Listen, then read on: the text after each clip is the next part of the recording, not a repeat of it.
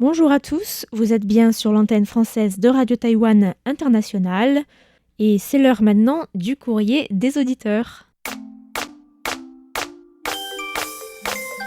你好，你好，你好，你好，你好，你好，你好，你好，Hello, Hello, Guten Tag, Guten Tag, Bonjour, Bonjour, Здравствуйте, Hola, Hola, Konnichiwa, Konnichiwa, Xin chào, Xin chào, Sawadika, Sawadika, Apa kabar, Apa kabar.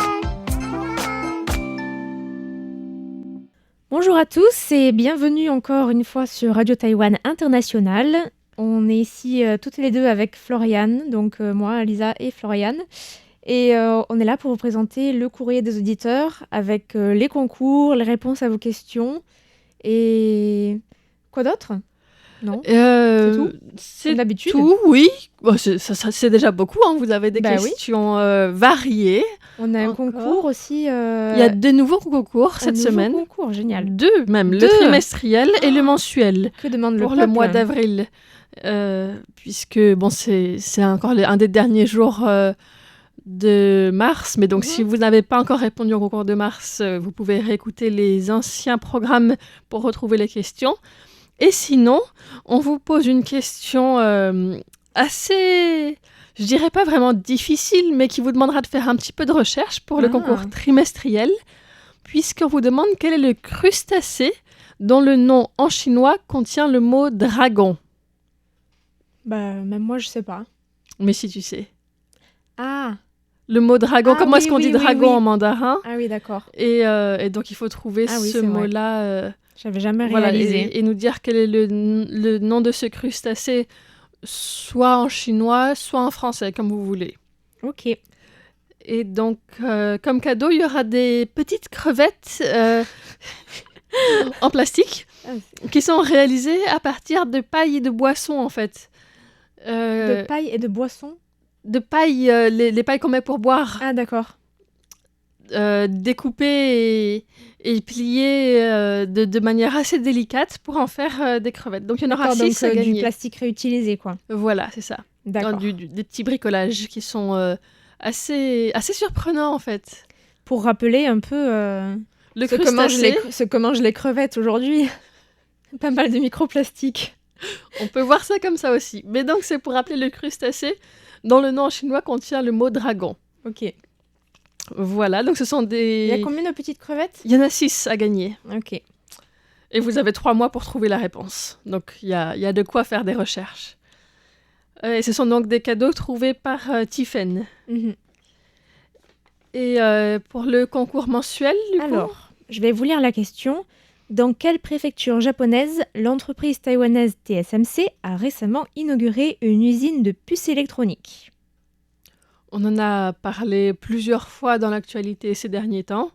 Donc, vous savez peut-être déjà la réponse. Et puis sinon, ça sera assez facile à trouver, je pense. Il y a aussi des petits cadeaux. Alors, il y en a 4. Ce sont des petites trousses pour stylos. Bah oui, c'est le principe d'une trousse, remarque. Mais je veux dire, c'est pas une trousse de toilette. Oui, d'accord. Donc, 4 petites trousses à stylo dans les tons rouge et violet. Donc, voilà, je les ai pas vues, mais j'imagine que... Moi, oui, donc elles sont Ouais. de couleurs unies, assez neutres, je trouve assez sympa, Mhm. avec une petite étiquette en cuir au milieu. Ouais, je trouve que c'est un cadeau pratique et utile, vraiment. Mhm. Donc, n'hésitez pas à tenter votre chance pour le cadeau du mois d'avril. Ok, ben, on retient et il y en aura 4. Donc, allez-y, écrivez-nous. Vous avez tout le mois pour ça. Voilà. On va réagir un peu à vos courriers et avant même de répondre aux questions, on voulait- D'abord, rappeler les fréquences, puisque on est passé depuis ce week-end à la fréquence d'été vers l'Afrique de l'Ouest. Oui, c'est vrai.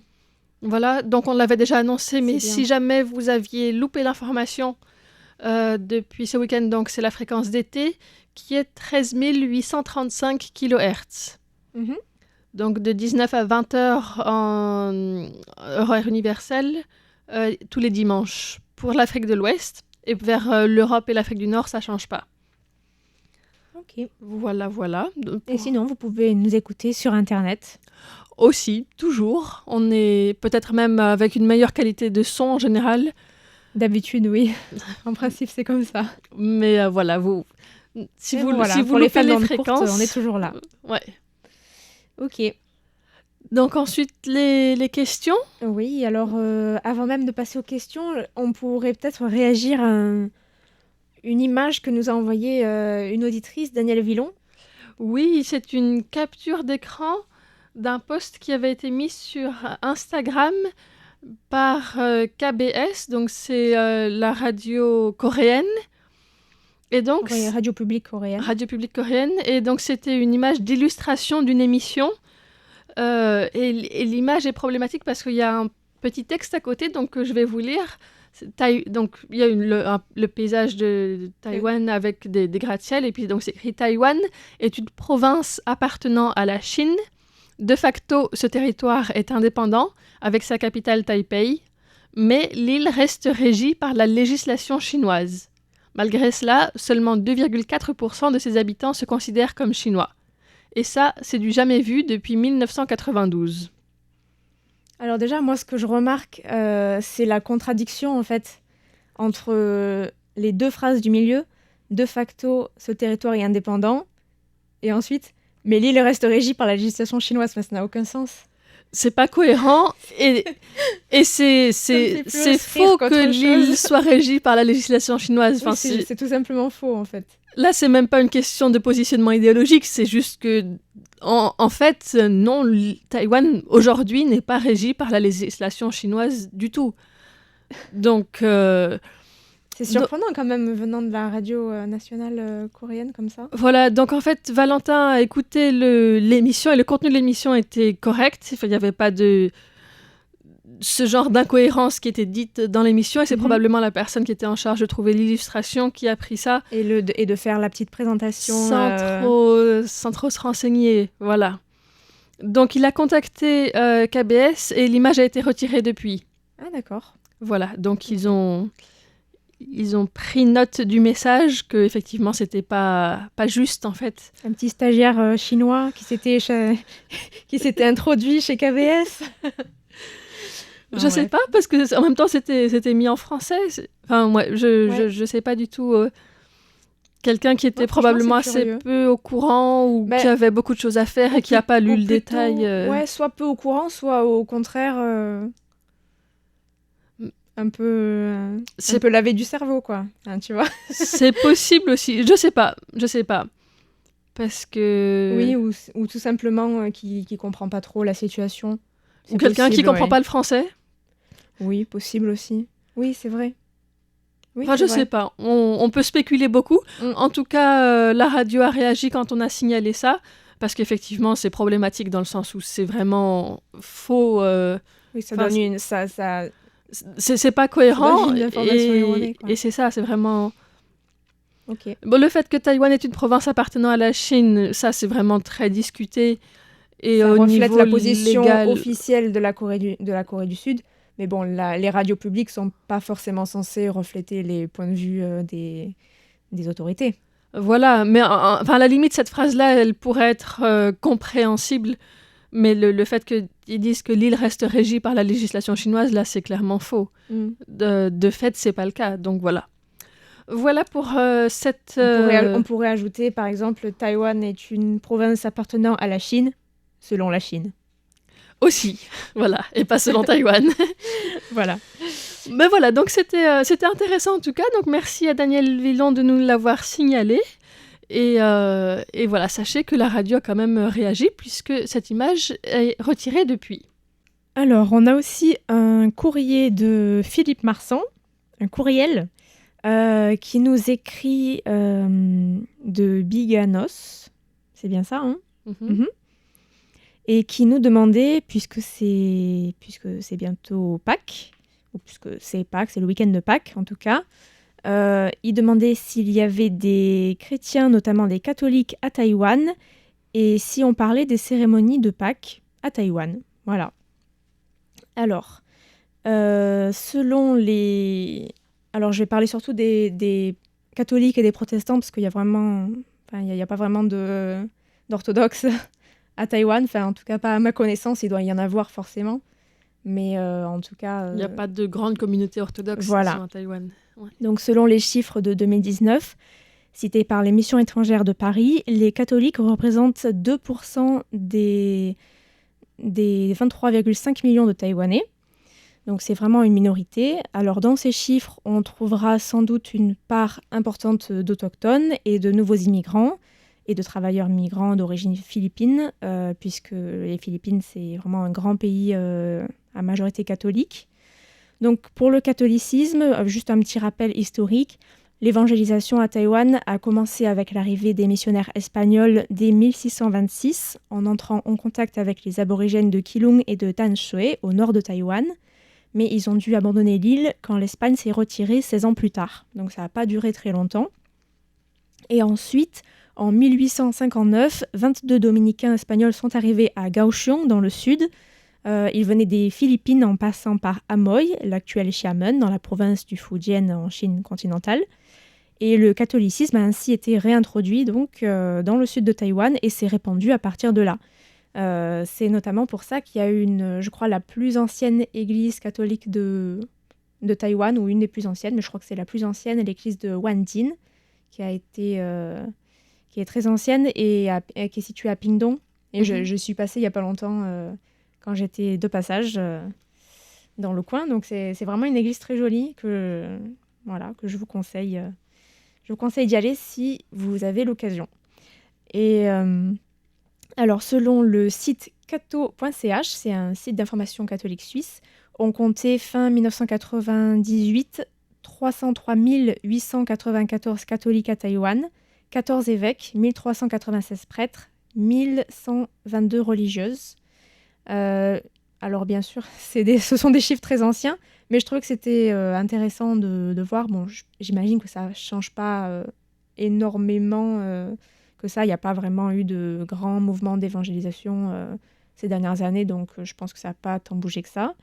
Il y a des familles catholiques assez anciennes à Taïwan qui gardent cette identité, mais ne pratiquent pas forcément, et vivent ça plus comme une identité, surtout au fur et à mesure qu'on descend dans les générations. Enfin, ça, c'est vraiment ce que j'ai pu observer d'un point de vue personnel autour de moi, dans mon quartier, en fait, où il y a notamment une famille comme ça.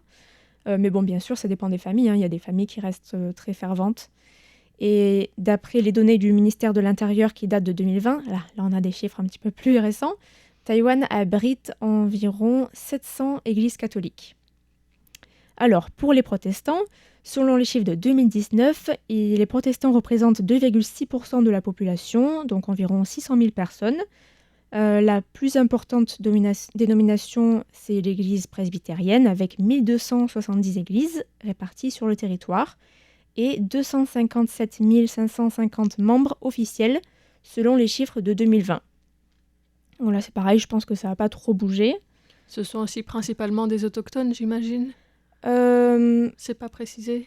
Alors, je ne sais pas exactement en termes de chiffres, mais je pense qu'il y a aussi beaucoup de Taïwanais dits de souche. D'accord. Proprement dit de souche. Voilà. Pour le protestantisme, l'évangélisation a commencé au XVIIe siècle avec l'arrivée des Hollandais venus s'installer sur les côtes pour faire du commerce. Il y avait notamment des missionnaires de l'église réformée des Pays-Bas qui ont introduit l'alphabet romain et l'ont utilisé pour compiler des dictionnaires dans les langues aborigènes qu'ils rencontraient, afin de pouvoir traduire des textes dans ces langues. Donc dans un premier temps, ce n'était pas la Bible, mais c'était des sortes de livrets de catéchisme pour pouvoir évangéliser, ou par exemple traduire un évangile, ou expliquer tout simplement les grands principes de la religion, et dans un second temps seulement traduire la Bible. Alors je ne vais pas vous faire toute l'histoire, mais en gros, il y a beaucoup d'autochtones qui se sont convertis aussi dans les années 50 et 60. Cette vague de conversion s'explique en partie par la situation économique très difficile de beaucoup d'habitants de villages autochtones, dont beaucoup venaient d'être déplacés à cette période depuis leur village d'origine, et donc qui savaient pas forcément ou qui n'avaient pas forcément les moyens de cultiver la terre.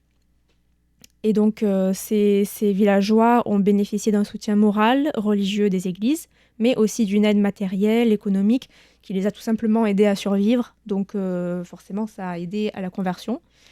Dans ce thème-là, j'avais parlé aussi avec Dai Wanxian dans l'émission Femmes d'ombre, Femmes de lumière de jeudi dernier, justement, de comment l'Église avait joué un rôle de protection de la culture autochtone aussi, puisque les chants traditionnels autochtones avaient été adaptés pour devenir des chants religieux, donc qui pouvaient être chantés à la messe, parfois même des chants de chaman, alors que le chamanisme était interdit par le gouvernement de Taïwan à l'époque.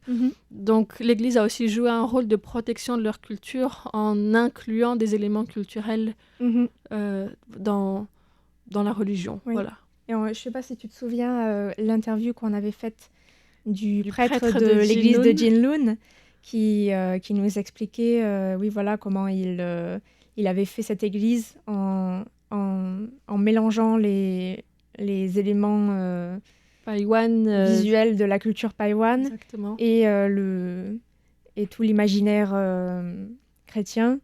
Donc c'est une église qui est vraiment magnifique. Il y a une vidéo que j'ai faite sur YouTube que vous pouvez aller consulter.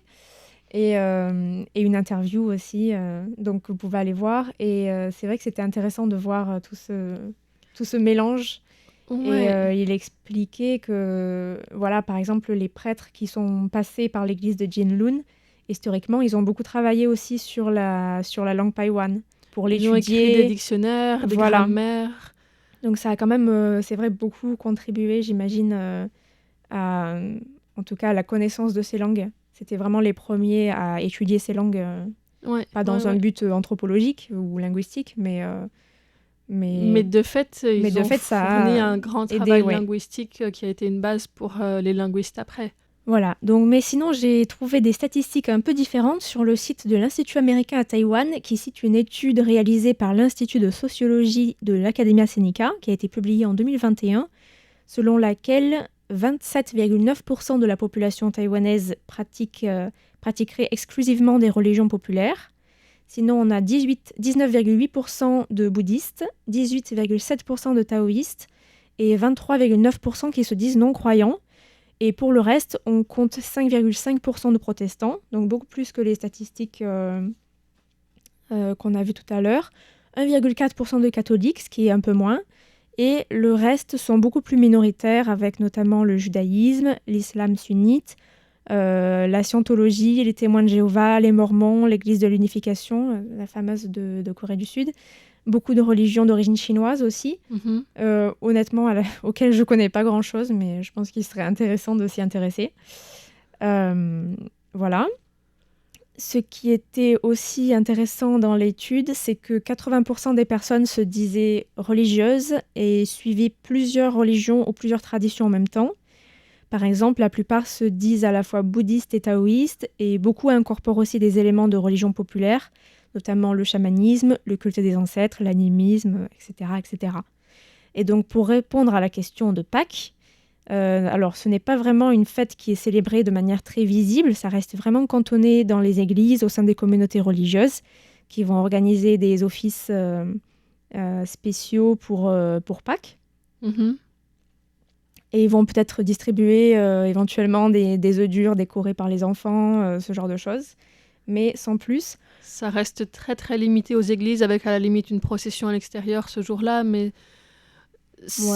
j'étais tombée dessus une fois. Ah oui. Mais alors peut-être des communautés philippines qui font ce genre de choses. Ouais, parce que j'habitais juste à côté d'une église philippine. Ah ouais, c'est peut-être pour ça, parce que vraiment Pâques aux Philippines, j'ai entendu dire que c'était vraiment de la folie. Il y a mais ici, en fait, à part ça, on pourrait complètement passer à côté de Pâques si on n'avait pas de la famille ou vous, les auditeurs, qui nous rappelaient que c'est Pâques, en fait. Voilà, dans la vie quotidienne, ça passe vraiment inaperçu pour la grande majorité des Taïwanais, je dirais. Je sais aussi que les églises presbytériennes taïwanaises font aussi, à cette période, à Pâques, elles exposent les photos des personnes, des membres de la famille qui sont décédés. Parce qu'en fait, Pâques, souvent, c'est pas loin de la fête du nettoyage des tombes, qui est une fête importante à Taïwan où on se rend sur les tombes des ancêtres et on pense à eux, on les prie et tout ça. Alors bien sûr, dans les églises, on ne prie pas les ancêtres, mais en tout cas, il y a un moment où on met leurs photos, où peut-être chaque famille va apporter sa photo, et ça va être, on va prendre un petit moment pendant le dimanche matin, et ça va être un moment pour se souvenir des personnes qui sont décédées, alors plus ou moins, je ne sais pas forcément quand, mais ça peut être récent ou un peu plus ancien. Ça, j'avais trouvé ça intéressant en tout cas. Aussi comme manière de mixer les différentes croyances, puisque effectivement, je pense que beaucoup de catholiques ou protestants à Taïwan vont quand même aussi observer certains rituels comme le nettoyage des tombes, puisqu'il y a quand même cet héritage traditionnel chinois. Oui, mais en fait, ça va être modifié. C'est ça. Pour pas, par exemple, faire le culte des ancêtres. Donc, par exemple, ça peut être aller sur la tombe avec d'autres membres de la famille qui, eux, sont pas chrétiens, mais juste montrer qu'on est là et qu'on s'en fiche pas des ancêtres, qu'on est là, qu'on pense à eux et tout ça. Mais, par exemple, ils vont pas prendre des bâtons d'encens pour prier, ce genre de choses. Oui, je pense que ça dépend vraiment, mais en fait, ce qui était intéressant aussi dans ces statistiques, c'est que beaucoup de personnes n'ont pas une religion à l'exclusion des autres, mais trouvent une manière de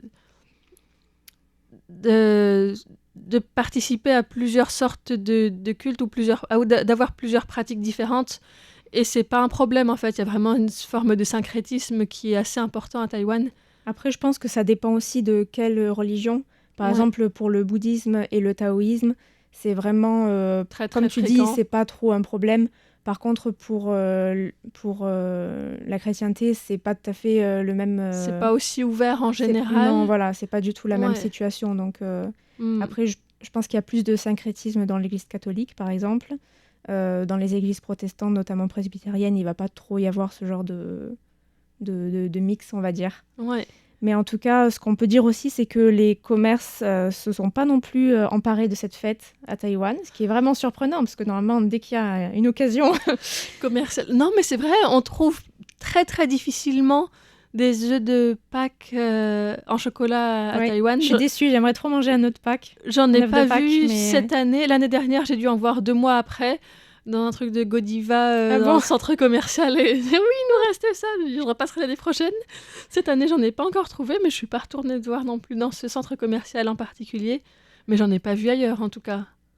Mais en tout cas, j'ai vu une tentative de pub de Tiger Air, une compagnie aérienne. Alors, je vous lis la pub que j'ai traduite. Campagne de chasse des œufs de Pâques. Taïwan Tiger Air, les œufs deviennent chers, pas d'inquiétude, des prix spéciaux arrivent, des billets d'avion à partir de $100 taïwanais. Du 26 au 28 mars, les œufs vous attendent. Bah, c'est vraiment pas cher comme billet d'avion, j'ai envie de dire, ça marche. En plus, c'est rigolo parce que ça joue avec, tu sais, l'affaire du prix des œufs. En fait, l'année dernière, il y a eu une pénurie d'œufs à Taïwan vraiment très importante pendant plusieurs mois. C'était presque impossible d'acheter des œufs. Et les prix, c'était vraiment de la folie. Alors, c'est vrai que c'est rigolo de jouer avec ça. Mais bon, j'avoue que le lien avec Pâques, il faut vraiment... c'est un peu tiré par les cheveux, ouais. Voilà, donc... Donc Pâques est quand même célébré de manière très limitée à Taïwan. Voilà. Bon, donc merci à Philippe Marsan pour cette question. De mon côté, je voulais répondre à 2 questions de Jacques Augustin qu'il a posées cette semaine par rapport aux ventes de drones militaires à l'étranger, donc en réaction au décryptage de Fix de la semaine précédente. Et donc, il nous demandait si les drones taïwanais seraient vendus à l'étranger, donc les drones militaires. Donc la réponse est non. Taïwan est un importateur d'armes, mais pas du tout un exportateur. Et pour l'instant, Taïwan essaie de fabriquer des drones pour soi. L'Institut de recherche Zhongshan travaille sur des prototypes de drones depuis 2018. Et pour l'instant, il y a eu 2 types de drones qui ont été livrés à l'armée pour des tests, mais ça sont encore des petits gabarits. C'est pas du tout à l'étape de pouvoir ni produire en masse à Taïwan, ni encore moins exporter.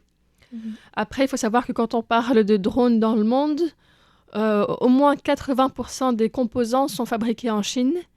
Et donc, Taïwan est en train de faire son possible pour être indépendant de ces pièces fabriquées en Chine, parce que sinon, Oui, c'est logique. ce serait une manière de se tirer une balle dans le pied, très, très directe, disons. Donc voilà pour les drones. Et puis, il y avait une deuxième question dans ce mail qui était « Quels sont les 3 premiers partenaires commerciaux de Taïwan ?»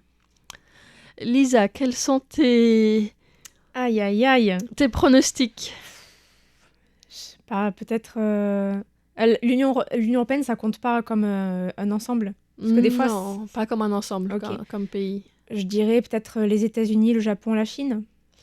Pas mal. La Chine est en premier lieu, les États-Unis en deuxième et le Japon en quatrième. Ok. Le troisième étant Hong Kong. Ah, d'accord. Ok. Bien visé. Ok. Par contre, au niveau de l'ordre, la Chine, c'est quand même beaucoup plus important que les États-Unis et que Hong Kong et le Japon, du coup, puisque c'est en termes d'exportation depuis Taïwan en 2022. En Chine, on compte 121 milliards de dollars américains. Et aux États-Unis, c'est 75 milliards de dollars américains, donc c'est déjà la moitié. Et Hong Kong, 65 milliards de dollars américains, donc un petit peu moins que les États-Unis. Pourquoi ces pays-là, en fait depuis les années 80, en Chine, il y a eu des zones économiques spéciales qui ont été créées, dont 2 zones particulièrement proches de Taïwan, à Shantou et à Xiamen. Et ça a permis d'attirer beaucoup d'investissements taïwanais sur le continent chinois, notamment d'entreprises comme Foxconn ou TSMC, qui ont des filiales ou des centres de production en Chine. Et plus récemment, depuis les années 2010, il y a eu la mise en place d'un cadre spécial de coopération avec des régimes tarifaires avantageux sur beaucoup de produits qui ont contribué à créer une interdépendance assez forte entre les économies chinoises et taïwanaises, puisque ça va dans les deux sens. La Chine reste aussi la Chine est le premier partenaire commercial de Taïwan, mais Taïwan est le premier investisseur étranger en Chine aussi. Oui, c'est une interdépendance. Ouais, ça va dans les deux sens. Pour les États-Unis, donc, c'est aussi beaucoup d'exportations taïwanaises, principalement de composantes électroniques pour Apple, Qualcomm, Nvidia, ce genre d'entreprises. Et puis après, c'est ça, il y a la Chine, ensuite le Japon, Singapour. Et en Europe, les pays qui importent le plus de produits taïwanais sont les Pays-Bas et l'Allemagne. La France arrive en 5e pays européen, mais les exportations de Taïwan en France représentent une valeur de 1,6 milliard de dollars américains. D'accord. Donc on est très loin des 75 milliards aux États-Unis ou plus de 100 milliards en Chine. Et par contre, les importations de produits vers Taïwan à partir de la France représentent 3,5 milliards de dollars américains. Donc c'est un petit peu plus. D'accord. Mais ça reste 0,6% du commerce extérieur de Taïwan avec la France. Ok. Donc, c'est pas un grand partenaire commercial pour Taïwan, même si il y a... Oui, c'est pas mal quand même. C'est pas mal quand même. Mais il y a quand même d'autres pays qui sont bien plus importants pour Taïwan. D'accord. Voilà. Donc, merci Jacques-Augustin pour cette question. Continuez de nous écrire. On reçoit des courriers de toutes les semaines, je crois, de Jacques-Augustin. Oui, on a encore quelques questions qui sont dans Alors, le dossier. on ne peut pas répondre à toutes les questions en même temps. Désolé, il faut un peu... Un peu varier les plaisirs aussi. Voilà, mais en tout cas, on les garde sous le coude et on y répond dès qu'on peut. Donc voilà, c'est déjà la fin de ce courrier. On vous retrouvera la semaine prochaine pour de nouvelles questions. On saluera aussi des auditeurs. On ne l'a pas trop fait cette semaine, mais parce qu'on enregistre un petit peu en avance cette semaine. Ouais. Mais on vous saluera plus la semaine prochaine, c'est promis. Voilà, en tout cas, merci d'avoir suivi cette émission. C'était Floriane Dai et Lisa Dufaux pour Radio Taïwan International. Voilà, et joyeuse Pâques. Et joyeuse Pâques, évidemment, bien sûr. Mangez pas trop de chocolat. Aussi.